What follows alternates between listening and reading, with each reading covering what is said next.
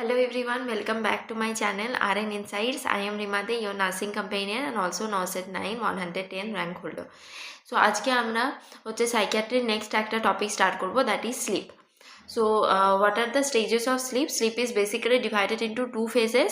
একটা হচ্ছে non REM sleep মানে non rapid eye movement, and হচ্ছে REM sleep মানে হচ্ছে rapid eye movement. তো NREM sleep, it is non REM or slow wave sleep. It is also called non REM sleep because of no rapid eye movement is there on electroocculogram. Rather there is a slow or quiescent eye movement. NREM occupies 60 to 70% of total sleep time. Stage 1 টা হচ্ছে 5 to 10%, এখানে একটা dash হবে. Stage 1 টা হচ্ছে 5 to 10% of sleep. Stage 2 হচ্ছে 40 to 50%. Stage 3 and 4 হচ্ছে 15 to 20%. NREM is mediated by serotonin. It is also referred to as asleep মানে হচ্ছে synchronized sleep or quiet sleep or orthodox sleep because there is diminished physiological function and low level of overall activity. It is further divided into stage 1, occurs mostly in the beginning of the sleep transition from wakefulness to sleep and is characterized by disappearance of alpha wave activity and appearance of theta activity. There is slow eye movement. ঠিক আছে, তাহলে এটা হচ্ছে characterized by কি disappearance of alpha wave activity and appearance of theta wave activity. It is there is slow eye movement. আর stage 2 টা হচ্ছে it is characterized by typical ECG activity like sleep spindles also known as sigma waves and K complex. In stage 2 of NREM sleep vital signs are start to decline. এখানে হচ্ছে vital signs গুলো আস্তে আস্তে কমছে. ঠিক আছে, এরপর stage 3 and 4 আর the stages of deep sleep, আস্তে আস্তে ডিপ স্লিপে পৌঁছাচ্ছে, also known as slow wave sleep. This stages are characterised by delta slow or delta waves. Delta waves appear start in stage 3 and dominant in stage 4.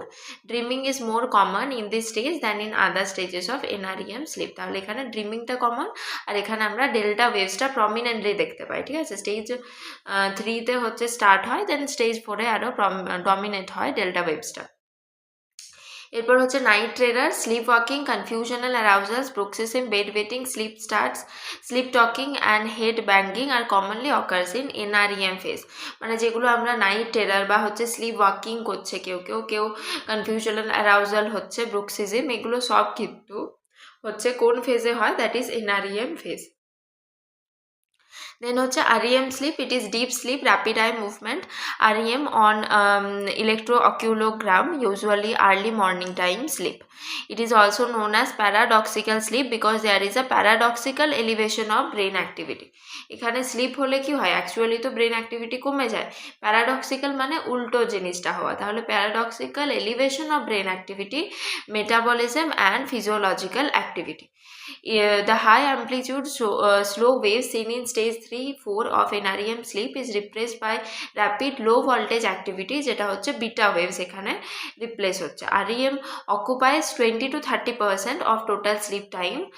REM mediated by noradrenaline. আর REM sleep behavior disorder, sleep paralysis, nightmares. Night terror আর nightmares কিন্তু আলাদা. Nightmares মানে যে স্বপ্নগুলো আমরা দেখি, night terror মানে হঠাৎ করে অনেক বেশি কোনো ভয়ানক স্বপ্ন দেখলে আমরা একদম উঠে যাচ্ছি, সেটা হচ্ছে নাইট টেরার একদম. আর নাইটমেয়ার জাস্ট আমরা স্বপ্ন দেখছি. ঠিক আছে, সেটা হচ্ছে আমাদের REM স্লিপে occurs in the REM phase. In REM phase all vitals are fluctuate. আগে যেমন NREM এ পড়ছিলাম যে যত স্টেজগুলো আস্তে আস্তে বাড়ছে ভাইটাল সাইন্সগুলো হচ্ছে ডিক্লাইন হচ্ছে, কিন্তু এখানে হচ্ছে ভাইটালসগুলো ফ্লাকচুয়েট করছে. মানে increased HR, BP and respiration, irregular breathing and intense brain activity. Early morning nocturnal penile erection and vivid dreams occur in case of REM phase of sleep. মানে আর্লি মর্নিং যে penile erection হয় বা vivid dreams যেগুলো হয় সেগুলো কিন্তু আমরা REM phase of স্লিপে দেখতে পাই. এরপর এই যে ছকটা আছে এটা পুরোটা খুব ইম্পর্ট্যান্ট, এটার থেকেই মেনলি কোয়েশ্চেন আসে. Somnambulism, sleep walking and night terror may also occur in NREM 3 and 4 stage of sleep. মানে যেটা আমরা স্লিপ ওয়াকিং বলি, যেটাকে সোমনাবুলিজম বলি বা নাইট টেরার, সেটা কখন হয় NREM 3 and 4 আমরা অলরেডি একবার পড়লাম, এটা কোয়েশ্চেনও এসছে. Bruxism, teeth grinding may occur in NREM 2 stage of sleep. এটাও কিন্তু ইম্পর্টেন্ট যে ব্রুক্সিজমটা কোন স্টেজে হয়, দ্যাট ইজ NREM 2. সমনিলোকি মানে হচ্ছে sleep talking may occur in all stages of NREM sleep. সমনিলকিটা আমরা সব স্টেজে হচ্ছে পেয়ে থাকি NREM এর। Early morning nocturnal penile erection may occur in REM stage of sleep, it is normal phenomena, occurs for 80 to 120 minutes per night. ঠিক আছে, এটা হচ্ছে REM স্লিপে পাই, আমরা অলরেডি পড়লাম। Night Meyers or fearful vivid dreams May occur in REM stage, যেটা হচ্ছে আমাদের নাইট মেয়ার মা হচ্ছে ফিয়ারফুল যে ভিভিড ড্রিমসগুলো সেগুলো REM stage of sleep, usually at morning time after 4 AM হচ্ছে আমরা জেনারেলি পেয়ে থাকি। Rate of all vital sign, heart rate, BP, respiratory rate and temperature are increased in REM stage of sleep. Polysomnography, it is a study of sleep. পলিসমনোগ্রাফিটা হচ্ছে study of স্লিপটাকে বলা হচ্ছে। দেন আমরা আসছি সেটা হচ্ছে স্লিপ ডিসঅর্ডার। ডিসোমিয়ার মধ্যে এরপর সোমনিয়া আছে আর হচ্ছে ডিসোমনিয়ার মধ্যে। এরপর হাইপারসোমনিয়া মানে আমরা নামটা দেখেই বুঝতে পারছি, হাইপার মানে এক্সেসিভ স্লিপ হচ্ছে, ইনসোমনিয়া মানে ল্যাক অফ স্লিপ। প্যারাসোমনিয়ার মধ্যে হচ্ছে সোমনাম্বুলিজম, ওয়াকিং ইন স্লিপ, সমনোলেন্স, এক্সেসিভ স্লিপিনেন্স, সমনিলোকি মানে হচ্ছে টকিং ডিউরিং স্লিপিং, ব্রুক্সিজম মানে টিথ গ্রাইন্ডিং করা, আর নাইটমেয়ার্স অর ভিভিড ড্রিমস যেটা আমরা জানি। Unpleasurable dreams usually occur in REM phase of sleep in the early morning time. Night terror মানে এপিসোড অফ স্ক্রিমিং, যেটা বললাম যে ভয় পেয়ে একদম উঠে যাচ্ছে, একদম সে স্ক্রিম করবে, intense fear and feeling while still asleep often paired with sleepwalking, এটা হচ্ছে নাইট টেরার। দেন হচ্ছে hypersomnia, disorder of excessive sleep আমরা পড়লাম। নার্কোলেপসি মানে day time sleeping and drowsiness, sleep apnea usually for 10 seconds, এটা হচ্ছে নার্কোলেপসি। Then also remember Klein-Levin syndrome, recurrent episode of excessive sleep with cognitive and behavioral changes. Klein-Levin syndromeটা অনেক সময় question আসে, এখানে হচ্ছে আমাদের হাইপার মানে আমাদের স্লিপটাও অনেকটা বেশি হয়ে যায়, যেটা হচ্ছে হাইপারসোমনিয়া হয়ে যায়, এক্সেসিভ স্লিপ, আর হচ্ছে আমরা আরও 3টে ফিচার দেখতে পাই, যে টিপিক্যাল 3টে ফিচার। একটা তো এক্সেসিভ স্লিপ যেটা হচ্ছে হাইপারসোমনিয়া হয়, তারপর হচ্ছে হাইপারফেজিয়া মানে হচ্ছে অনেক বেশি খিদে পাবে, ঠিক আছে। আর একটা হচ্ছে আমাদের হাইপার সেক্সুয়ালিটি, এই 3টে হাইপার দেখতে পাই আমরা, হাইপার সেক্সুয়ালিটি। তো ক্লেইন-লেভিন সিনড্রোমে সব কিছু হচ্ছে বেড়ে যাচ্ছে, হাইপারসোমনিয়া, হাইপারফেজিয়া, হাইপারসেক্সুয়ালিটি, ওই জন্য recurrent episode of excessive sleep with cognitive and behavioural changes আমরা কিন্তু দেখতে পাই। Cataplexy, sudden brief loss of voluntary muscles tone triggered by strong emotion like laughter, এটা আমরা পড়েছি। হিপনাগগিক হ্যালুসিনেশন মানে যখন স্লিপে ফলিং অ্যাসলিপ সেই টাইমে হচ্ছে যে হ্যালুসিনেশনটা আসে, মানে যখন আমরা ঘুমোতে যাচ্ছি বা আমরা ঘুম আমাদের চলে আসছে সেই টাইমে হচ্ছে হিপনাগগিক হ্যালুসিনেশন ওইটা বলে। হিপনোপম্পিং মানে হচ্ছে ওয়েকিং আপ ফ্রম স্লিপ, মানে স্লিপ থেকে যখন উঠছি সেই টাইমে যে হ্যালুসিনেশনটা হয় সেটা হচ্ছে হিপনোপম্পিক হ্যালুসিনেশন। হিপনো প্যারালাইসিস মানে I remain open but patient can not able to move, মানে হচ্ছে স্লিপে হচ্ছে প্যারালাইজড হয়ে গেছে, ঠিক আছে, আইটা ওপেন আছে বাট পেশেন্ট হচ্ছে মুভ করতে পারছে না, সেটা হচ্ছে হিপনো প্যারালাইসিস। এরপর নেক্সট টপিক আসবো যেটা হচ্ছে crisis. Crisis key, a mental health crisis is any situation in which a person behavior puts them at a risk of hurting or sudden onset of any stressful situation or event life is known as crisis। মানে হঠাৎ করে একটা stressful situation চলে এলো, আমাদের mental health বা আমাদের কোনো ফিজিক্যাল হেলথের জন্য একটা মেন্টাল হেলথে যে এফেক্টটা পড়ছে সেটাকে আমরা ক্রাইসিস বলে থাকি। মানে হঠাৎ করে একটা স্ট্রেসফুল সিচুয়েশন বা ইভেন্ট হলো, সেটাকে আমরা বলে থাকি ক্রাইসিস। টাইপ অফ ক্রাইসিস কি? ম্যাচুরেশনাল ক্রাইসিস মানে কি? ম্যাচুরেশন হওয়ার সময় যে স্ট্রেসগুলো আমরা ফেস করি, ঠিক আছে, যেটা হচ্ছে is developmental stage can be refer to as the same, it is also known as developmental crisis. It occurs by normal life events. Example, adolescence. যখন একটা বাচ্চা অ্যাডোলেসেন্ট বা একটা চাইল্ড হচ্ছে অ্যাডোলেসেন্ট ফেজে আসে, তার হচ্ছে অনেক কিছু চেঞ্জেস হয়, হরমোনাল চেঞ্জেস, তার মধ্যে যে বিহেভিয়ার সব কিছু আমরা অনেক মানে সিভিয়ার চেঞ্জেস দেখতে পারবো, সেটাও হচ্ছে একটা ধরনের ক্রাইসিস। কারণ কি সেই টাইমে পুরো আমাদের ফিজিক্যাল বডি, আমাদের পুরো মেন্টাল চেঞ্জেস সব কিছু কিন্তু একটা ডেভেলপ করে।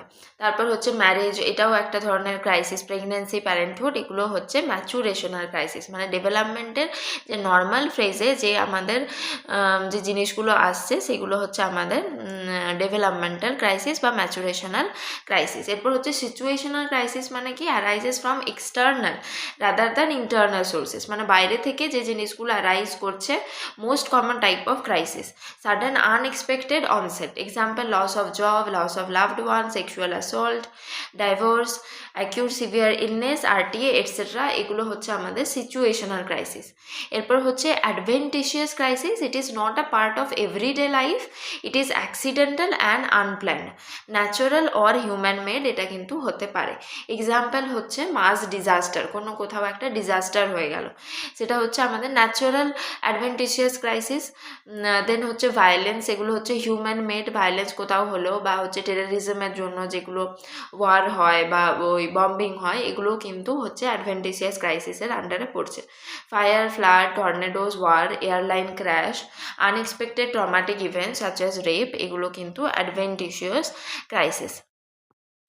দেন আমরা ক্রাইসিস হলে কী কী ইন্টারভেনশন আমরা করব, ঠিক আছে? তো ক্রাইসিস ইন্টারভেনশন, আর crisis intervention is an immediate and short term emergency response to mental, emotional, physical and behavioral distress. Crisis intervention help to restore an individual's equilibrium to their biopsychosocial functioning and minimize the potential for long-term trauma or distress. মানে crisis intervention কী জন্য করা হয়? যাতে করে যে ইন্ডিভিজুয়ালের ইকুইলিব্রিয়ামটা যেটা loss হয়ে গিয়েছিলো সেটা যাতে মেনটেন করতে পারি, আর যেটা সাইকোসোশ্যাল যে ফাংশনিংটা, তার মেন্টাল ফাংশনিংটা, সোশ্যাল ফাংশনিং, তার যে ইনার যে বডির মধ্যে যে ফাংশনিংগুলো চলছে সেগুলো যাতে আমরা মেনটেন করতে পারি, and minimise the potential for long term trauma or distress. মানে যদি ক্রাইসিসটা আমরা ঠিকভাবে ইন্টারভেনশন না করি, পরে তার কিন্তু ওই ট্রমাটা রয়ে যায়, তাহলে লং টার্ম একটা ট্রমা হয়ে যায় অর ডিস্ট্রেস হয়ে যায়, ঠিক আছে? টাস্ক ফর ক্রাইসিস ইন্টারভেনশন কি? কাউন্সিলিং করি, সাইকো অ্যানালাইসিস, অ্যাব্রিয়েকশন থিওরি বা therapy, psychological support, pharmacological treatment, follow SAFER model for crisis intervention. এটা একটা নিউমোনিক দেওয়া আছে, সেফার মডেল আমরা বলে থাকি, যেটা হচ্ছে ফার্স্টে এস হচ্ছে স্ট্যাবিলাইজ দ্য ক্লায়েন্ট, এ হচ্ছে অ্যাকনোলেজ দ্য ক্লায়েন্ট, মানে প্রথমে ক্লায়েন্টকে স্টেবিলাইজ করে তাকে অ্যাকনোলেজ করতে হবে, আচ্ছা ক্লায়েন্টের এই প্রবলেমটা হয়েছে, মানে যার যে প্রবলেমটা হয়েছে সেটা আমাদেরকে একসেপ্ট করতে হবে, অ্যাকনোলেজ করতে হবে ক্লায়েন্টকে। Facilitate understanding, encourage adaptive coping, তাকে হচ্ছে কোপিং মেকানিজম শেখাতে হবে যে এইভাবে হচ্ছে আমরা এই সিচুয়েশনে কোপ করতে পারি।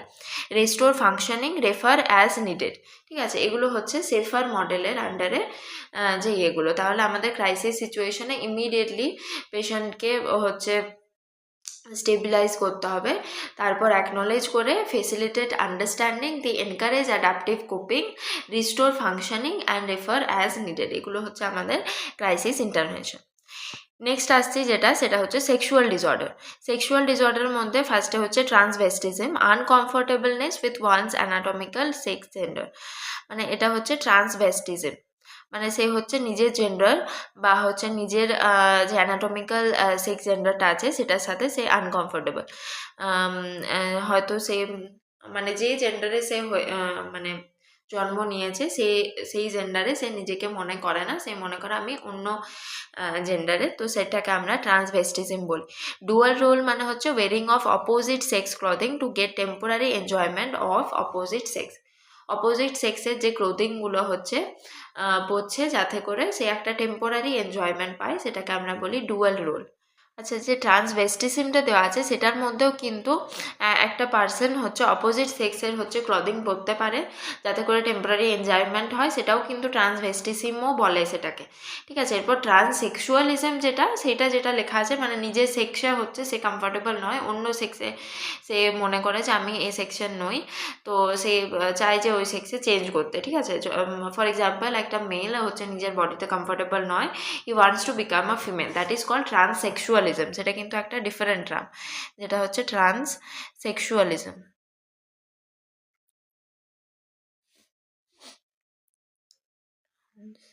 সেক্সুয়ালিজম এটা হচ্ছে যখন একটা মানে একটা সেক্সুয়াল জেন্ডারের, ফর এক্সাম্পল মেল হচ্ছে wants to become a female, সেটা আমরা ট্রান্সসেক্সুয়ালিজম বলবো, and vice versa.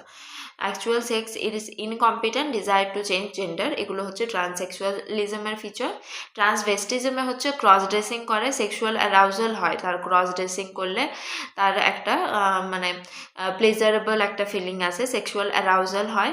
No desire to change gender, তাদের কিন্তু জেন্ডার চেঞ্জ করার কোনো সেরকম ডিজায়ার থাকে না ইন কেস অফ ট্রান্সভেস্টিজম, ঠিক আছে। এরপর হচ্ছে হোমোসেক্সুয়ালিটি কি, male to female enjoyment of sexual activity called gay, and female to female enjoyment of sexual activity known as lesbians, মানে নিজের সেক্সের সাথেই তার হচ্ছে অ্যাট্রাকশন ফিল হবে সেম সেক্স অফ পার্সনদের সাথে, সেটাকে আমরা হোমোসেক্সুয়ালিটি বলে থাকি।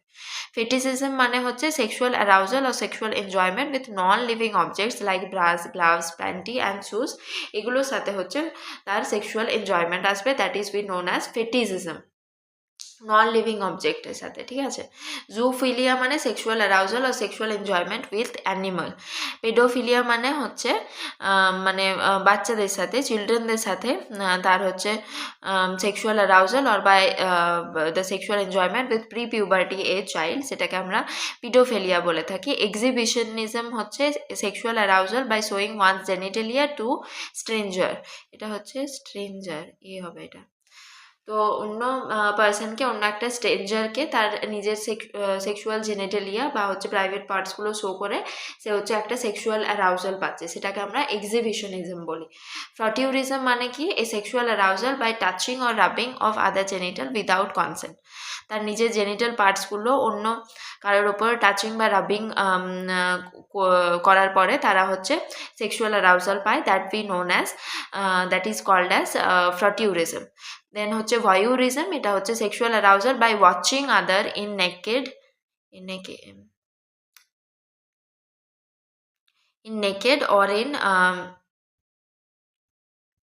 or in sexual enjoyment situation like watching porn videos, মানে হচ্ছে সে হচ্ছে এটাকে আমরা বলে থাকি হচ্ছে ভয়ুরিজম। হ্যাঁ, ভয়ুরিজম মানে সেক্সুয়াল অ্যারাউজাল বাই ওয়াচিং, অন্য কারোকে দেখে maybe other couple is doing sexual activity, সেটা ওয়াচ করে, অর নেকেড পার্সনদেরকে দেখে বা পর্ন ভিডিওস দেখে তার হচ্ছে সেক্সুয়াল অ্যারাউজাল হচ্ছে, that we call it as voyeurism. Then transsexualism, sexual arousal by, না ট্রান্সসেক্সুয়ালিজমটা কিন্তু বেরিং অপোজিট ইয়ে নয়, যেটা আমি আগে বললাম, যেটা হচ্ছে তারা নিজেদের সেক্সটাকে চেঞ্জ করতে চায়, তারা নিজের সেক্সে কমফোর্টেবল নয়, সেইটাকে আমরা ট্রান্সসেক্সুয়ালিজম বলে থাকি। সেক্সুয়াল ম্যাসোকিজম মানে কি, sexual arousal through injury, pain or violence on self by other, মানে নিজেকে হার্ট করে, নিজেকে পেইন দিয়ে হচ্ছে তার সেক্সুয়াল অ্যারাউজাল হবে, মেবি অন্য কেউ তাকে পেইনটা দিচ্ছে, দেন তার সেক্সুয়াল অ্যারাউজাল হচ্ছে, that is known as sexual masochism. আরেকটা আছে যেটা হচ্ছে সেক্সুয়াল স্যাডিজম, ঠিক এটার উল্টোটা, যেটা হচ্ছে সেক্সুয়াল স্যাডিজম, SADISM, ঠিক আছে। সেক্সুয়াল স্যাডিজমটা হচ্ছে অন্য জনকে পেন দিলে তার হচ্ছে সেক্সুয়াল অ্যারাউজাল হবে, দ্যাট ইজ যেটা আমরা বলে থাকি ইনফ্লিক্টিং পেন টু পার্টনারকে পেন দিলে তার হচ্ছে সেক্সুয়াল অ্যারাউজাল হবে, সেটা হচ্ছে সেক্সুয়াল স্যাডিজম, ঠিক এটার উল্টোটা।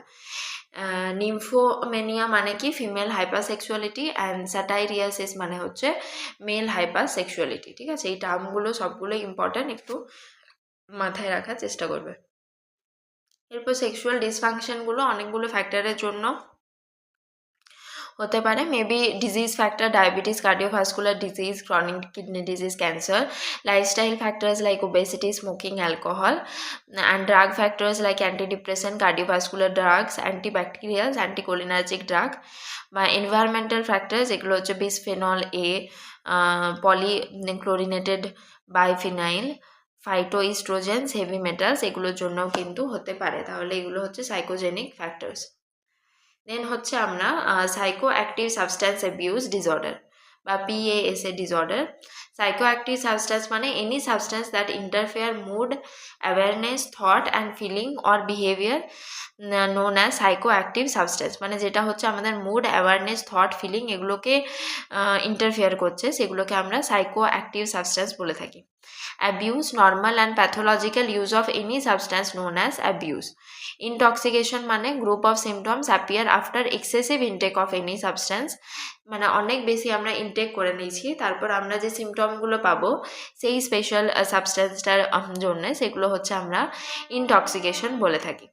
এরপর হচ্ছে withdrawal, group of symptom appear after partial or total abstinence of the substance, মানে ওই সাবস্টেন্স যেটা হচ্ছে খাচ্ছে, ফর এক্সাম্পল একটা পার্সন অ্যালকোহল কনজিউম করছে, দিয়ে হঠাৎ করে অ্যালকোহলটা ছেড়ে দিলে তার হচ্ছে কিছু গ্রুপ অফ সিমটম দেখা যাবে, সেটাকে আমরা উইথড্রয়াল সিমটম বলে থাকি, ঠিক আছে। এরপর হচ্ছে ডিপেন্ডেন্স, ইন্ডিভিজুয়াল সাইকোলজিক্যালি আর physiologically depend on a substance, মানে তার একটা ডিপেন্ডেন্স তৈরি হয়ে যায়, সে যদি ওই সাবস্টেন্সটা না পায় তাহলে তার অনেক কিছু প্রবলেম অ্যারাইজ করবে, সেটাকে আমরা বলি dependence. Drug use of a drug or substance for its intended purpose in the appropriate amount, frequency, strength and manner. Drug misuse মানে ড্রাগ ইউজ মানে আমরা ফর এক্সাম্পল একটা কোনো ড্রাগকে প্রপার অ্যামাউন্ট, ফ্রিকোয়েন্সি, স্ট্রেংথে খাচ্ছি, সেটাকে আমরা ড্রাগটাকে প্রপার ইউজ করছি। For example যে মেডিকেশনসগুলো খায়, যেগুলো মেবি যেটা সাইকিয়াট্রিক যে মেডিকেশন সেগুলো হতে পারে, বা এনি মেডিকেশন, সেগুলো হচ্ছে প্রপার অ্যামাউন্ট, স্ট্রেংথ অ্যান্ড ম্যানারে খাই বলে ওগুলো হচ্ছে ড্রাগ ইউজ, প্রপারলি আমরা ইউজ করছি। বাট মিস ইউজ মানে হচ্ছে আমরা যদি ইনঅ্যাপ্রোপ্রিয়েট অ্যামাউন্টে খাই বা ফ্রিকোয়েন্সি বা স্ট্রেংথে খাই, দেন ওটা ড্রাগটার ওভারডোজ হয়ে যায়, ইনটক্সিকেশন হয়ে যায়, সেটাকে আমরা ড্রাগ মিস ইউজ বলি। Use of substance or drug for its intended purpose but not in appropriate amount, frequency, strength and manner. Drug abuse মানে use of a drug in a self decided manner. Misuse মানে intended পারপাসে use করছি but appropriate অ্যামাউন্টটা নয়। Abuse মানে একদম ওই পারপাসে ইউজ করছি না, in a self decided manner, disregarding is intended purpose and in wrong manner which deviates from approved social and medical pattern, সেটাকে আমরা ড্রাগ অ্যাবিউজ বলছি, ঠিক আছে। এরপর হচ্ছে অ্যাডিকশন, মানে হচ্ছে psychosocial disorder characterised by persistent use of a drug including alcohol despite substantial harm and adverse consequences. Drug sensitization or reverse tolerance মানে কি, the escalating effect of a drug resulting from repeated administration at a given dose, সেটা হচ্ছে drug sensitization আর হচ্ছে reverse tolerance.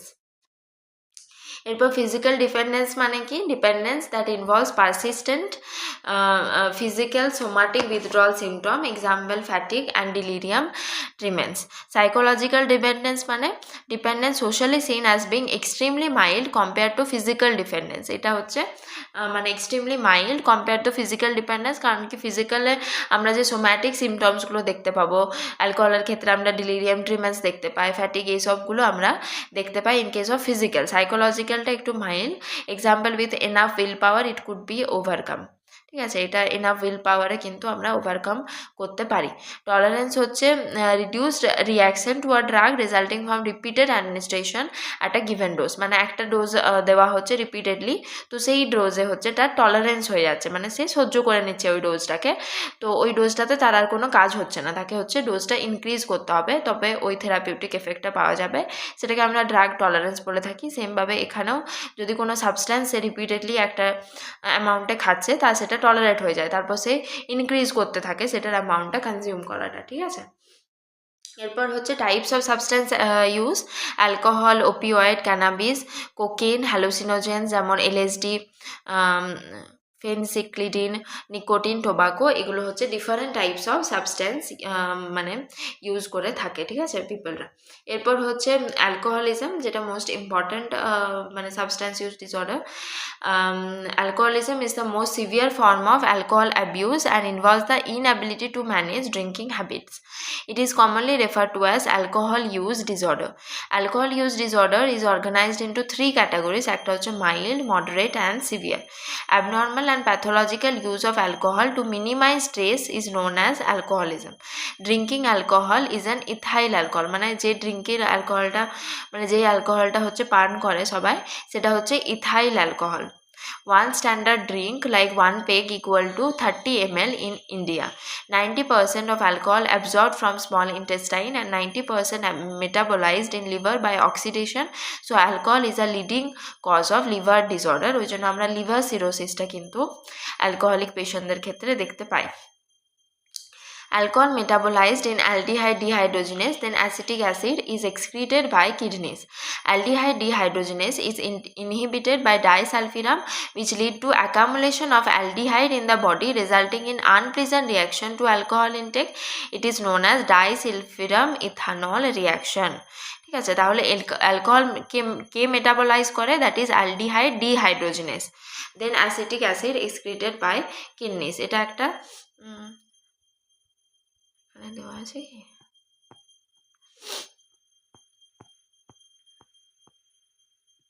হ্যাঁ এই জিনিসটা মানে হচ্ছে ইথানল, যেটা হচ্ছে ড্রিঙ্কিং অ্যালকোহল, সেটা হচ্ছে অ্যালকোহল ডিহাইড্রোজেনেস কনভার্ট করে সেটাকে অ্যাসিটালডিহাইড। এরপর অ্যাসিটালডিহাইডটা হচ্ছে কনভার্ট করছে অ্যাসিটালডিহাইড ডিহাইড্রোজেনেস, যেটা যে এনজাইমটা কনভার্ট করে অ্যাসিটালডিহাইডকে টু অ্যাসিটেট, ঠিক আছে, যেটা হচ্ছে হার্মলেস, তো সেটা বডিতে কোনো প্রবলেম করে না। এরপরে ডাইসালফিরাম হচ্ছে এই জায়গাতে কাজ করে, তারপর এটাকে হচ্ছে আটকে দেয়, তারপর অ্যাসিটালডিহাইডের যে লেভেলটা হচ্ছে ইনক্রিজ করে যায়, ঠিক আছে। তো সেই ক্ষেত্রে কিন্তু বডির একটা অ্যাডভার্স রিয়াকশান শো করবে, তো সেই জিনিসটাকে আমরা বলি ডাইসালফিরাম ইথানল রিয়াকশন। এটা পরে আমরা আবার আসছি, তো এখানে যা শর্টে লেখা আছে সেটা বলার জন্য বললাম। এরপর হচ্ছে cage questionnaire, drug abuse screening test, এগুলো কিন্তু খুব ইম্পর্ট্যান্ট, হচ্ছে আমরা স্ক্রিনিং টেস্ট ইউজ করে থাকি to assess the alcohol client. Drug abuse screening test, DST, alcohol use disorder identification test, AUDIT আর কেজ কোয়েশ্চেনারটা very important, and Michigan alcohol screening test MAST tool use to assess alcoholic clients, ঠিক আছে। এরপর হচ্ছে আমাদের blood alcohol concentration, ঠিক আছে, less than 25 mg/dl হলে ওয়ার্মথ অ্যান্ড ওয়েলবিং থাকবে। এগুলো আলাদা করে এত ইয়েতে মনে রাখার দরকার নেই, জাস্ট এটা বলছি কারণ কি বুঝতে পারবে যে কি কতটা লেভেল এক্সটেন্ড পর্যন্ত হচ্ছে সিমটমসগুলো ডেভেলপ করতে পারে, ঠিক আছে। প্রথমে ওয়ার্মথ অ্যান্ড ওয়েলবিং 25 থেকে 50-তে হচ্ছে ইউফোরিয়া, ফিলিং অফ হ্যাপিনেস আসবে, রিল্যাক্সেশন। দেন 50 to 100 mg/dl এগুলো কিন্তু সিরাম ইথানল লেভেল, মানে হচ্ছে ব্লাড সিরামে কতটা ইথানল প্রেজেন্ট আছে সেটার উপরে সিমটমগুলো ডিপেন্ড করে। 50 to 100-এ incoordination, decrease reaction time or reflexes, impaired judgement and driving ability, unsteadiness. 100 থেকে 250 mg/dl-এ সেরিবেলার ডিসফাংশন হয়ে যাবে, like ataxia, slurred speech, nystagmus, blackout. 250 to 400 mg/dl-এ কোমা হয়ে যাবে, অ্যান্ড গ্রেটার দেন 4 mg/dl-এ respiratory depression, loss of protective reflexes and death পর্যন্ত হয়ে যেতে পারে, ঠিক আছে। তো এতটা সিভিয়ার কন্ডিশন কিন্তু হতে পারে। দেন আমরা আসছি সেটা হচ্ছে alcohol dependence syndrome. Alcohol dependence is a previous psychiatric diagnosis in which an individual is physically or psychologically dependent upon alcohol, also chemically known as ethanol. Alcohol dependency may cause Wernicke-Korsakoff syndrome, WKS, and thiamine vitamin deficiency. এটাও কিন্তু cause করতে পারে। According to the DSM-4 criteria to define alcohol dependence, at least 3 out of 7 of the following criteria must be manifested during a 12-month period. মানে 1 বছরের মধ্যে এই 3টে out of the 7 কিন্তু থাকতে হবে, তবে পরে আমরা সেটাকে অ্যালকোহল ডিপেন্ডেন্স বলবো, অ্যালকোহল ডিপেন্ডেন্স সিন্ড্রোম। দেন এই 7টা ক্রাইটেরিয়া কি একটা হচ্ছে tolerance, withdrawal symptom or clinically defined alcohol withdrawal syndrome, use in larger amount or for longer period than intended, persistent desire or unsuccessful efforts to cut down on alcohol use, মানে persistent desire করছে cut down, বা হচ্ছে মানে cut down করতে চাইছে, সে কমাতে চাইছে, but সে হচ্ছে আনসাকসেসফুল হচ্ছে, ঠিক আছে। পারসিস্টেন্ট ডিজায়ার মেবি তার পারসিস্টেন্ট ডিজায়ার থাকছে অ্যালকোহল খাওয়ার, বা হচ্ছে unsuccessful effort to cut down, সে হচ্ছে আনসাকসেসফুল এফর্ট দিচ্ছে, মানে প্রপার এফর্ট দিতে পারছে না হচ্ছে অ্যালকোহল ইউজটাকে কাট ডাউন করতে। দেন সেটাও একটা criteria. Time is spent obtaining alcohol or recovering from efforts, ঠিক আছে। অ্যালকোহল তার অবটেন করতে মানে সারা টাইমটা ওই করতেই কাটাচ্ছে যে হচ্ছে কোথা থেকে অ্যালকোহল পেতে পারি, আর রিকভারিং ফ্রম এফেক্টস, আর তার ওই এফেক্টস থেকে রিকভার হতে পুরো টাইম কেটে যাচ্ছে। Social, occupational and recreational pursuit are given up or reduced because of alcohol use.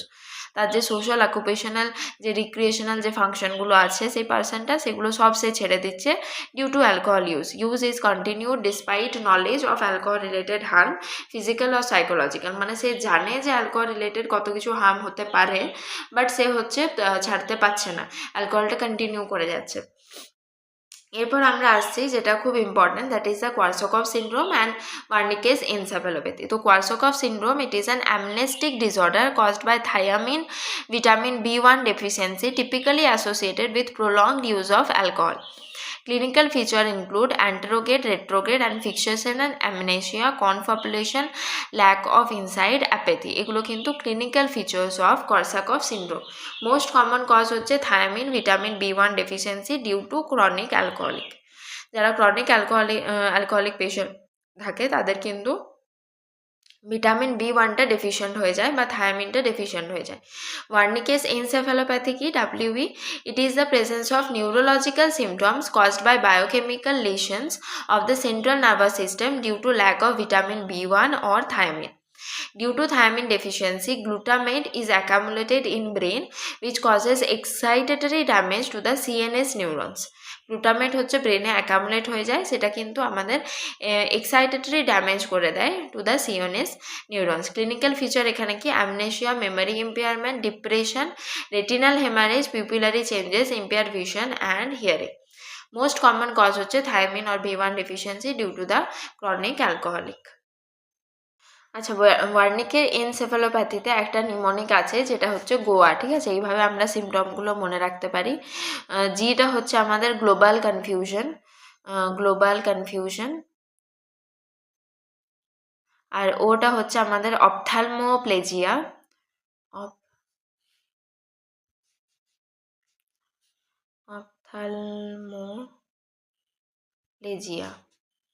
লেজিয়া। আর এটা হচ্ছে আমাদের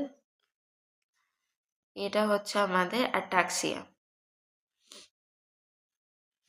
এটা হচ্ছে গোয়ার ফুল ফর্ম, ঠিক আছে? এইভাবে আমরা হচ্ছে মনে রাখতে পারি। গ্লোবাল কনফিউশন মানে টোটালি কনফিউজড হয়ে যাচ্ছে পার্সনটা। অপথ্যালমোপ্লেজিয়া মানে হচ্ছে আমাদের উইকনেস অর প্যারালাইসিস ইন মানে one or more extra ocular মাসেলসে, আমরা এটাকে অপথ্যালমোপ্লেজিয়া বলে থাকি। আর অ্যাটাক্সিয়া মানে তো আমরা জানি, যেটা অলরেডি আগে পড়েছিলাম, অ্যাটাক্সিয়া মানে হচ্ছে ল্যাক অফ ভলেন্টারি যে মাসেল কোঅর্ডিনেশন, মানে কোঅর্ডিনেশন যেগুলো আমাদের মাসেলে থাকে সেগুলোর আমাদের ডেফিসিয়েন্সি হয়ে যাচ্ছে, ঠিক আছে? ভলেন্টারি মাসেল কোঅর্ডিনেশন, সেটাকে আমরা অ্যাটাক্সিয়া বলে থাকি, ঠিক আছে? এভাবে হচ্ছে আমরা গোয়াটা দিয়ে ওয়ার্নিকের সিমটমগুলো মনে রাখতে পারি।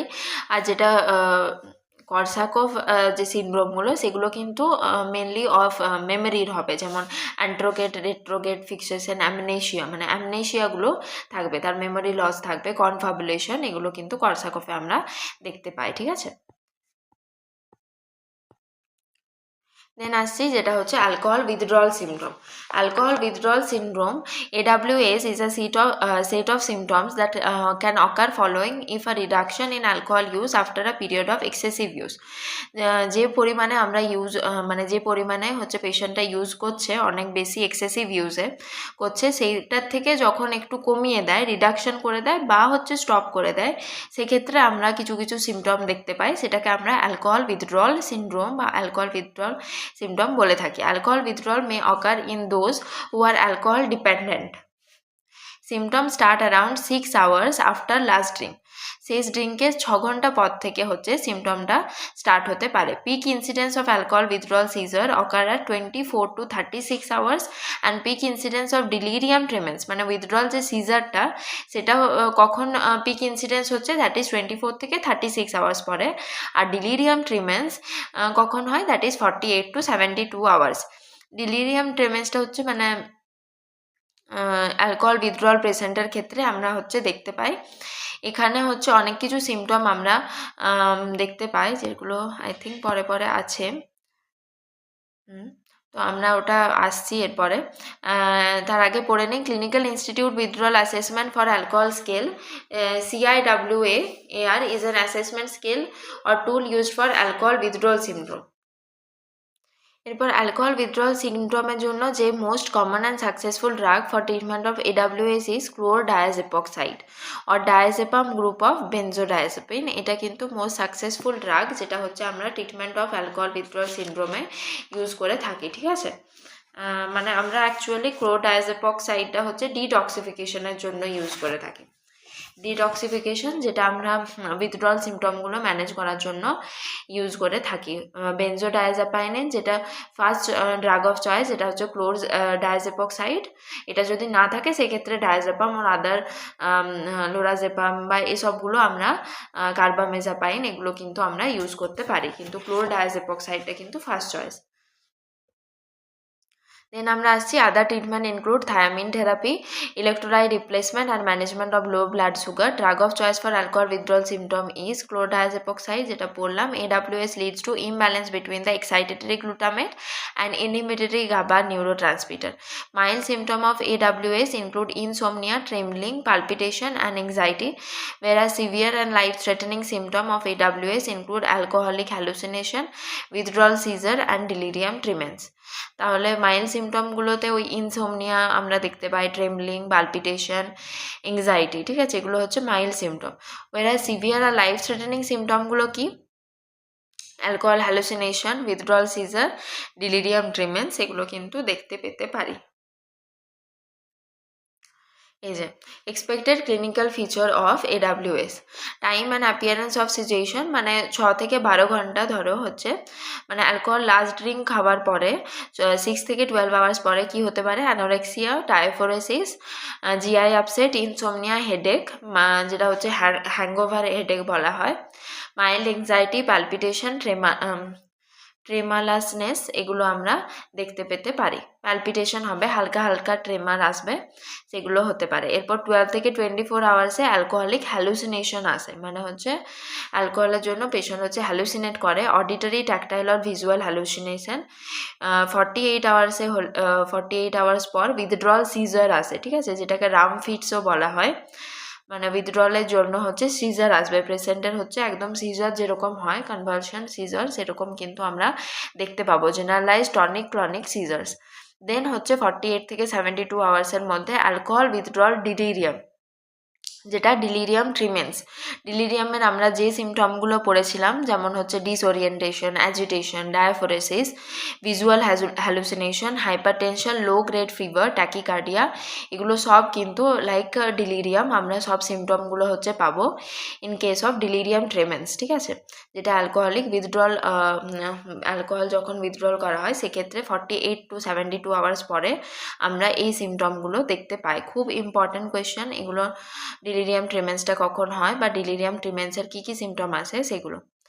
তো আমি আগেও বলেছিলাম যে ডিলিরিয়ামটা মনে রাখতে আমাদের এই অ্যালকোহলিকের ব্যাপারটা মনে রাখলেই আমরা ওইটা সিমটমগুলো মনে রাখতে পারবো, বা আইসিইউতেও যে আইসিইউ পেশেন্টদের ক্ষেত্রে ডিলিরিয়াম হয় সেগুলো মনে রাখলে সেম কাইন্ড অফ সিমটম হয়। শুধুমাত্র অ্যালকোহলিক পেশেন্টদেরকে তাদেরকে বলা হয় ডিলিরিয়াম ট্রিমেন্স, মানে তাদের যে সিমটমগুলো আছে সেগুলোকে ডিলিরিয়াম ট্রিমেন্স বলে থাকি, উইথড্রল যে সিমটমগুলো।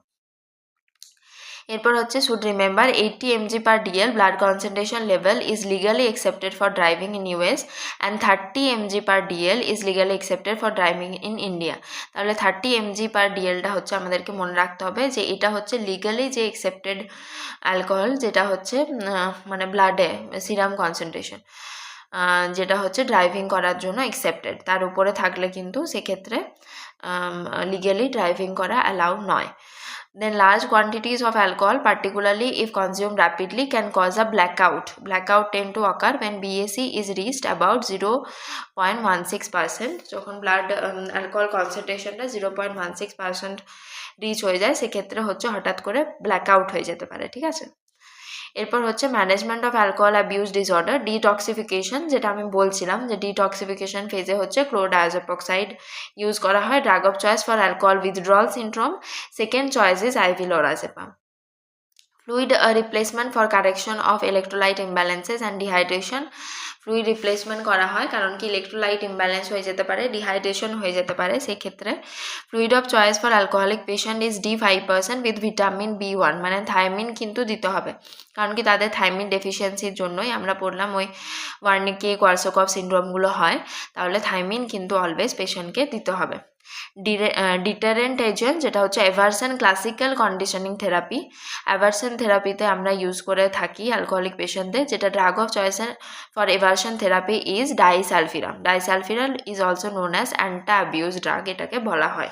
যেটা বলছিলাম যে ওই ডাইসালফিরামটা হচ্ছে অ্যাসিটালডিহাইড ডিহাইড্রোজেনেসের ওখানে কাজ করে, দিয়ে হচ্ছে ওই এনজাইমটার উপরে কাজ করে, দেন ওটা চেঞ্জ হতে পারে না অ্যাসিটেটে, তো অ্যাসিটালডিহাইডের লেভেলটা অনেক বেড়ে যায়। Disulfiram ethanol reaction is due to the increase serum acetaldehyde concentration, যেটা বললাম generated by the metabolism of ethanol by alcohol dehydrogenase in the liver. মানে অ্যালকোহল ডিহাইড্রোজেনেসটা নর্মালি কাজ করছে, অ্যাসিটালডিহাইডটা মেক করে দিচ্ছে, সেটার জন্য excessive acetaldehyde cause hangover. Normally, this acetaldehyde is cleared rapidly by its metabolism to acetate via acetaldehyde dehydrogenase. এরপর ডিহাইড্রোজেনেসটা যেহেতু ব্লক করে দিচ্ছে তার জন্য অ্যাসিটালডিহাইডটা অনেকটা বেড়ে যায় ব্লাডে। Disulfiram blocks this enzyme irreversibly, inhibiting the oxidation of acetaldehyde and causing a marked increase in acetaldehyde concentration after the ethanol consumption. দিয়ে আমরা ওই অ্যাডভার্স রিয়াকশনগুলো কিন্তু দেখতে পাই। পেশেন্ট যেটা অ্যালকোহল খেলে অনেক প্লেজার ফিল করে, হ্যাপি ফিল করে, সেগুলো কিন্তু আর ফিল করতে পারবে না যখন আমরা ডাইসালফিরাম দিয়ে দেবো। তখন পেশেন্ট যদি ডাইসালফিরাম দেওয়ার পরে একটুও অ্যালকোহল খায়, তার কিন্তু খারাপ রিয়াকশনগুলো সে বেশি দেখতে পাবে, ওই জন্য সে আর অ্যালকোহলটা তখন খেতে চাইবে না, ঠিক আছে? ওই জন্য আমরা ওটাকে অ্যাভারশন থেরাপি বলি। অ্যাভারশন মানে অন্য একটা সাবস্ট্যান্স যেটা ওটার উল্টো কাজ করবে, সেরকম টাইপের একটা কিছু দিয়ে পেশেন্টকে হচ্ছে ওই যে সাবস্ট্যান্সটা সে ইউজ করছে সেটা হচ্ছে যাতে না সে ইনটেক করে, ওই জন্য এই থেরাপিগুলো ইউজ করা যায়। দেন হচ্ছে opium extract from poppy seed, যেটা প্যাপাফার সোমনিফেরাম, এখান থেকে কিন্তু ওপিয়ামটা এক্সট্রাক্ট হয়। Opioid is a drug extracted from the exudates of poppy.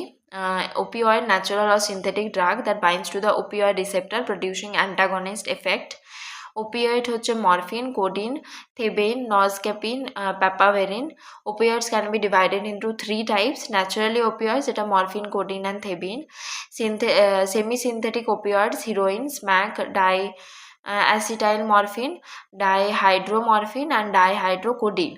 Synthetic opioids হচ্ছে পেথিডিন, মিথাডোন, বুপ্রেনরফিন, পেন্টাজোসিন, ডেক্সট্রোপ্রোপক্সিফেন, এটাও হচ্ছে আমাদের সিনথেটিক ওপিয়েড। এত কিছু মনে রাখার দরকার নেই, মেনলি মরফিন, কোডিন এগুলো মনে রাখবে। হিরোইন সেমি সিনথেটিকের মধ্যে, সিনথেটিকের মধ্যে মিথাডোন, বুপ্রেনরফিন, এগুলো পেথিডিন।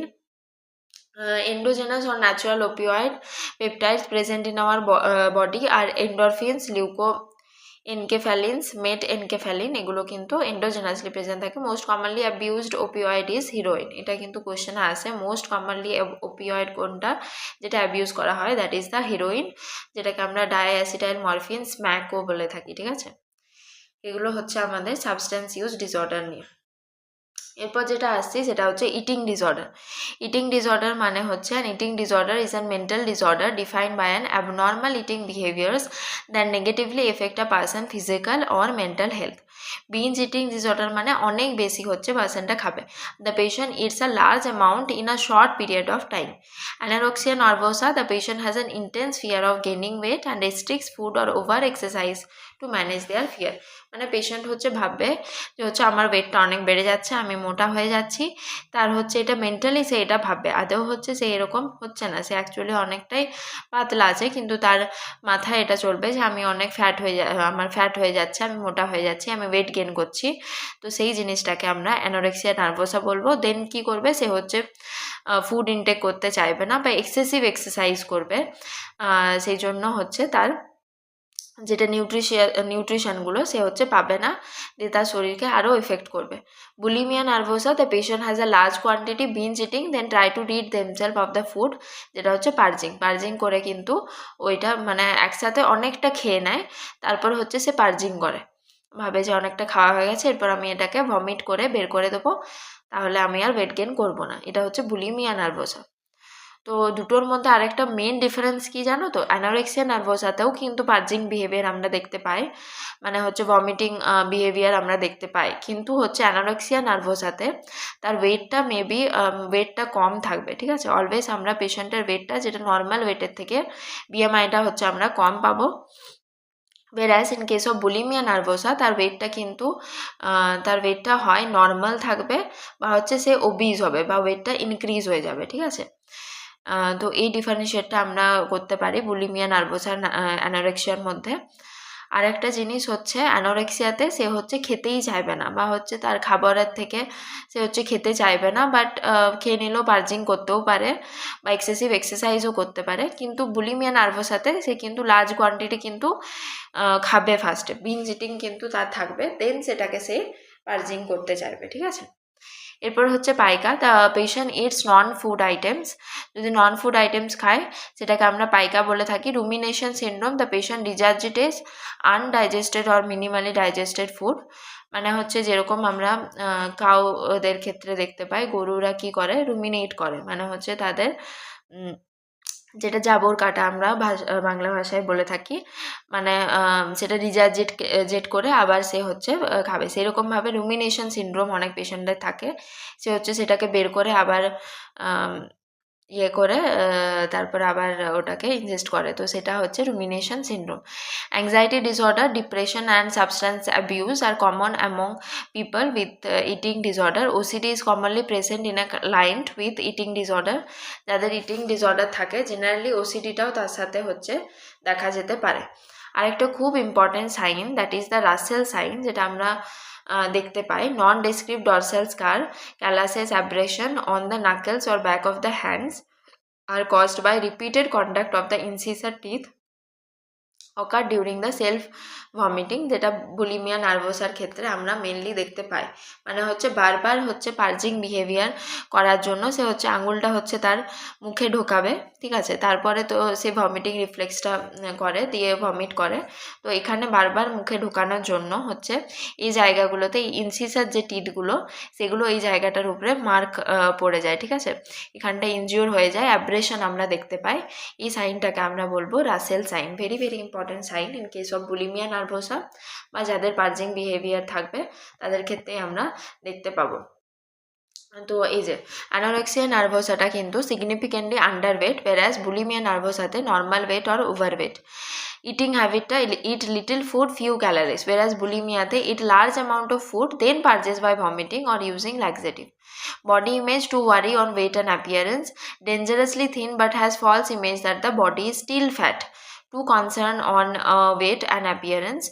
সিমটমস হচ্ছে এখানে ভেরি ভেরি ইম্পর্ট্যান্ট, অ্যানোরেক্সিয়া নার্ভোসাতে আমরা মেনস্ট্রুয়েশন ডিস্টারবেন্স পাই, যেটা হচ্ছে amenorrhoea we see in case of anorexia nervosa. Weakness and nail biting, nutritional deficiencies পাবো, লো ব্লাড প্রেশার, যেহেতু তার ওয়েট কমে যাচ্ছে, সব কিছু তার নিউট্রিশন কমে যাচ্ছে, ওই জন্য ব্লাড প্রেশারটা লো পায়। Heart and kidney problem, then hair loss and or dry hair, lanugo or fine hair all over the body, এগুলো কিন্তু আমরা দেখতে পেতে পারি, ঠিক আছে। Whereas in case of bulimia nervosa, weakness, fatigue, dehydration, mouth and throat problems such as sore throat, sores in the mouth, ulcer, dental problem, হ্যাঁ অনেক সময় ডেন্টাল ক্যারিজ হয়ে যায় in case of bulimia nervosa, বারবার হচ্ছে ভমিটিংয়ের জন্যে ওই অ্যাসিডটা যখন বেরিয়ে আসে তাহলে ডেন্টাল যে এনামেলটা আছে সেটার উপরে এফেক্ট করবে, দেন হচ্ছে ডেন্টাল ক্যারিজ হয়ে যেতে পারে, ওই জন্য ডেন্টাল প্রবলেমসও আমরা হচ্ছে দেখতে পাই। দেন হচ্ছে আমাদের ইমোশনাল সিমটম, যেটা anxiety and depression, fear of gaining weight, obsessive compulsive behaviour, poor self esteem related to body image. এখানে হচ্ছে anxiety depression, feeling of guilt, self destructive behaviour. Relationship এখানে withdrawn, may avoid others when eating, আর এখানে হচ্ছে may be withdrawn, may be able to develop relationship with others, ঠিক আছে। তাহলে এটা হচ্ছে আমাদের anorexia nervosa and bulimia nervosa. Then হচ্ছে psychiatric emergency, it is an condition where the patient disturbance of thought affect and psychomotor activity leading to a threat to his existence or suicide or threat to the people in the environment. মানে হচ্ছে এটা একটা পেশেন্টের thought effect আর psychomotor activity disturbance, যেটার জন্য হচ্ছে তার এক্সিস্টেন্সের একটা থ্রেট হচ্ছে, মেবি সুইসাইড সে করতে পারে বা threat to the other people in the environment. ঠিক আছে, condition in which there is an alteration in behaviour, emotion or thought presenting in an acute form or need immediate attention and care, সেটাকে আমরা psychiatric emergency বলে থাকি। Condition behind psychiatric emergency may include attempted suicide, substance dependence and alcohol intoxication, acute depression, presence of delusion, violence, panic attacks, and significant rapid changes in the behavior. Need to treat these symptoms and psychiatric condition rapidly. Characteristics of psychiatric emergencies: any condition or situation making the patient or relative to seek an immediate treatment, disharmony between subject and environment, sudden disorganization in personality which affect the socio-occupational functioning. Objective of psychiatric emergency: to safeguard the life of patient, to bring down the anxiety of family members, to enhance the emotional security of others in the environment. General guidelines to manage the psychiatric emergency: handle with the utmost of tact and speech so that well-being of other patient is not affected. Act in calm, coordinate manner to prevent other client from getting anxious. Shift the client as early as possible to a room where they can be safeguarded against injury. Ensure that all other clients are reassured and the routine activities proceed normally. Psychiatry emergency overlap medical emergencies and staff should be familiar with the management of both. ঠিক আছে, এগুলো হচ্ছে আমরা guideline use করতে পারি to manage psychiatric emergency. Type of psychiatric emergency কি? Suicide or deliberate self harm, violent or excitement, catatonic stupor and panic attack, withdrawal symptom of drug dependence, alcohol or drug overdose, hysterical attacks, epilepsy or status epilepticus, severe depression, suicidal homicidal tendency, agitation or stupor, এগুলো হচ্ছে আমাদের কিছু কিছু psychiatric emergencies. Firstly হচ্ছে suicide. Suicide is the act of intentionally causing one's own death, নিজেকে self harm করা বা causing one's death, সেটাকে আমরা বলে থাকি suicide. Mental disorder including depression, bipolar disorder, autism spectrum disorder, schizophrenia, personality disorder, anxiety disorder. আর physical ডিসঅর্ডারের মধ্যে হচ্ছে chronic fatigue syndrome, substance abuse including alcoholism and the use and withdrawal from benzodiazepine are the risk factor of suicide. Some suicide are impulsive act due to stress such as from financial or academic difficulties, relationship problems such as breakups, deaths of closed ones, or harassment or bullying. সেক্ষেত্রেও কিন্তু suicide কিন্তু ইম্পালসিভলি একটা person করতে পারে। Those who have previously attempted suicide are at higher risk for future attempts. Most common method of suicide in India is hanging. এটা কিন্তু কোশ্চেনে আসে। সেকেন্ড মোস্ট কমন হচ্ছে poisoning of pesticides. Most common cause of suicide is depression. ECT, antidepressant and psychotherapy are successful management therapies for depression. Suicidal prevention strategy and nursing intervention. Close observation should be initiated who are on high risk of suicidal ideation. মানে যাদের হচ্ছে সুইসাইডের idea আসছে বা তারা হচ্ছে ভাবছে suicide করার, সেক্ষেত্রে সেই পেশেন্টদেরকে কিন্তু আমরা ক্লোজ অবজারভেশনে রাখবো। Maintain close observation of the client, always follow the therapeutic technique while managing client like open ended question, non judgmental and restating. মানে পেশেন্ট সুইসাইডের আগে হচ্ছে জেনারেলি তার কোনো উইল মানে যার কোনো জায়গা প্রপার্টি থাকলে সে হচ্ছে উইল করে দেয়, সব কিছু হচ্ছে দিয়ে দেয়, বা তার যেটা খুব ইম্পর্ট্যান্ট জিনিস তার খুব ভাল লাগে সেই জিনিসটা হচ্ছে তাকে ফ্রেন্ডকে দিয়ে দিচ্ছে। সেইগুলো দেখে হচ্ছে আমরা বুঝতে পারবো যে এরপর পার্সনটা আর বেঁচে থাকতে চাইছে না। He or she may take his or her own life. So এই সিমটমগুলো দেখে হচ্ছে বুঝতে হবে, তাদেরকে ক্লোজ অবজারভেশনে রাখতে হবে যাতে করে তারা হচ্ছে এরকম কোনো অ্যাক্ট না পারফর্ম করতে পারে। আর তাদেরকে ওপেন এন্ডেড কোয়েশ্চেন্স করবো, নন জাজমেন্টাল ওয়েতে হচ্ছে অ্যাকসেপ্ট করবো, শুনবো। আর হচ্ছে একটা জিনিস, পেশেন্টদেরকে অনেক সময় সুইসাইডাল হচ্ছে একটা আমরা আগের থেকেই একটা তাদেরকে নোট নিয়ে নিই, যেটাকে আমরা বলে থাকি যেটাকে কন্ট্রাক্ট বলে থাকি, মানে ওই কন্ট্রাক্টটাকে পেশেন্টকে সাইন করতে বলি যে হচ্ছে আমরা সুইসাইড করব না, সেটা বলে পেশেন্টকে হচ্ছে সাইন করাতে হয়। এটা করলে হচ্ছে পেশেন্টের মধ্যে একটা থাকে যে হচ্ছে এটা করব না, বা হচ্ছে তার মধ্যে একটা আমরা ওর মধ্যে একটা ওই প্রমিস টাইপের একটা জিনিস যদি করে নিই, তাহলে তার একটু অনেকটা ওই তার মধ্যে ওই সুইসাইডাল টেন্ডেন্সিটা আমরা দেখতে পাবো যে হচ্ছে সে পারফর্ম করবে না। ঠিক আছে, এইসব কন্ট্রাক্টগুলো অনেক সময় আমরা হচ্ছে দিয়ে থাকি। এরকম এনক্লেক্স টাইপের যে ক্লিনিক্যাল বেসড কোয়েশ্চেনে অনেক সময় এইভাবে লেখা থাকবে যে হচ্ছে সাইন সুইসাইডাল কন্ট্রাক্ট। তো এগুলো কিন্তু আমরা কিন্তু করে থাকি। The client's room should be near to the nurse station and within the view of the staff, যাতে করে ক্লোজ আমরা তাকে মনিটর করতে পারি। ওই জন্য হচ্ছে নার্সের স্টেশনের সামনে যাতে তার রুমটা থাকে, আর স্টাফ যাতে কন্টিনিউয়াসলি তাকে অবজার্ভ করতে পারে। Client's bed should be allotted near to exit of the ward or near to door, elevator and stair. যেটা বললাম, do not assign private room to the high risk client. তাকে কখনোই কিন্তু private room assign করবো না। সেক্ষেত্রে হচ্ছে সে কখন কি করে নেবে সেটা কিন্তু কেউ জানে না। তাহলে অলওয়েজ তাদেরকে অবজারভেশনে রুম সামনে রাখবো, আর হচ্ছে নার্সিং স্টেশনের সামনে অলওয়েজ রাখবো। Close observation of the client that given oral medication are ingested or not by the client. মানে যে ওরাল মেডিকেশনগুলো দেওয়া হচ্ছে সেগুলো কি সে খাচ্ছে নাকি রেখে দিচ্ছে, একবারেই হচ্ছে সে খেয়ে নিতে পারে সুইসাইড করার জন্য। তো হচ্ছে সেগুলোও কিন্তু আমাদেরকে ভালোভাবে ক্লোজ অবজারভেশন করতে হবে। Make rounds frequent and irregular intervals, especially at night. Treat the underlying psychological and psychosocial causes like depression, giving hope to the client for a better life after current problems are resolved.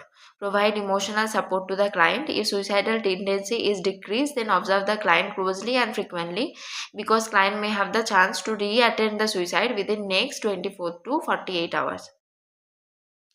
যদি হচ্ছে suicidal টেন্ডেন্সিটা decrease করে গেছে, বা হচ্ছে হঠাৎ করে দেখবে anti depression খাওয়ার পরে হচ্ছে পেশেন্ট অনেক হ্যাপি ফিল করে, ঠিক আছে, অনেক তার হ্যাপি এনার্জেটিক ফিল করে, সেই টাইমটা কিন্তু হাই রিস্ক অফ সুইসাইড। মানে সে হচ্ছে প্ল্যানিংটা করে নিচ্ছে, সে একদম সে এনার্জেটিক আছে, তো সে কিন্তু সেই টাইমে কিন্তু সুইসাইড পারফর্ম করে নিতে পারে। ঠিক আছে, আর সে কিন্তু তো সেই টাইমটাতে হ্যাপি থাকলে বা হচ্ছে পেশেন্ট যদি তার মুডটা এলিভেট হচ্ছে, সেই টাইমে আরও বেশি আমাদেরকে অবজারভেশন রাখতে হবে, কারণ কি পেশেন্ট সেই টাইমে প্ল্যান করে হচ্ছে সুইসাইড করে নিতে পারে।